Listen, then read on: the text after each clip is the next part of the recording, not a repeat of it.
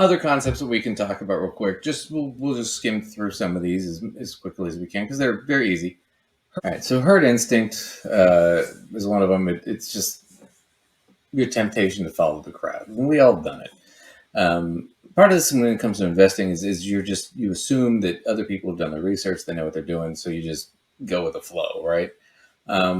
This actually lends you to get into a lot of trouble. And the first one we're going to talk about it's prime for what are called pump and dump schemes. So let me give you a crypto example, and I'm just going to use Bitcoin right here as an easy example. Okay, so as you can see, Bitcoin has gone up and up and up and up and up, and then it's had these huge peaks, like boom, boom, boom, where it drops, right?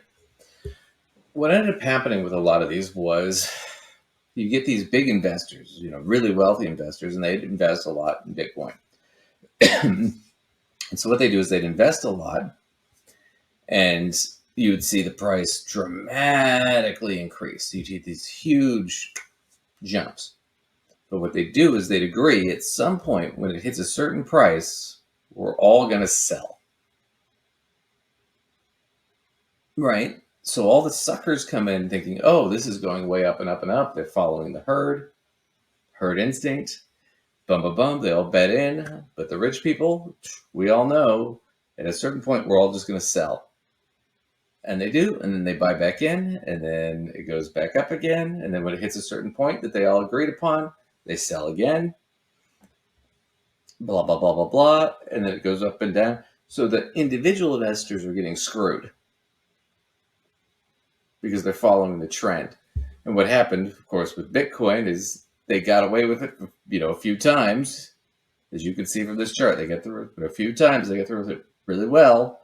That people have started to catch on, and so now it's lost the value because people are realizing they're not getting the value for it because they're buying high and selling low constantly because they're trying to chase the trend. They're trying to chase what the rest of the herd is doing.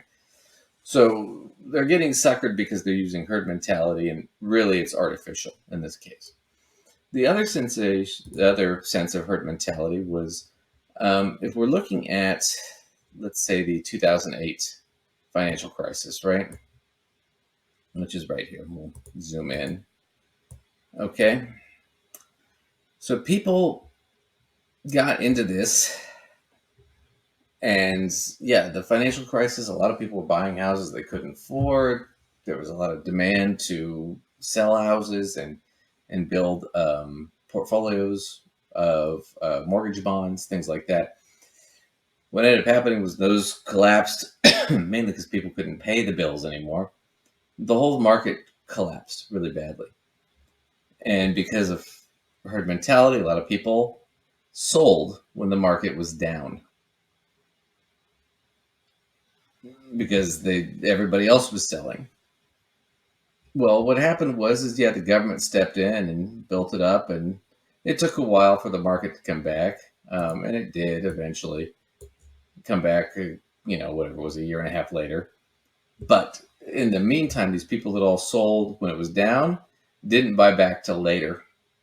And so they lost all the gains between where they sold and then where they bought back because they were following the trend. So they were following the herd. Oh, we need to sell because it's down. And then, oh, it's back up. So now we need to buy. And so they bought high and they sold low. So that would be a herd mentality sort of situation. Just to give you guys some pointers on how that works.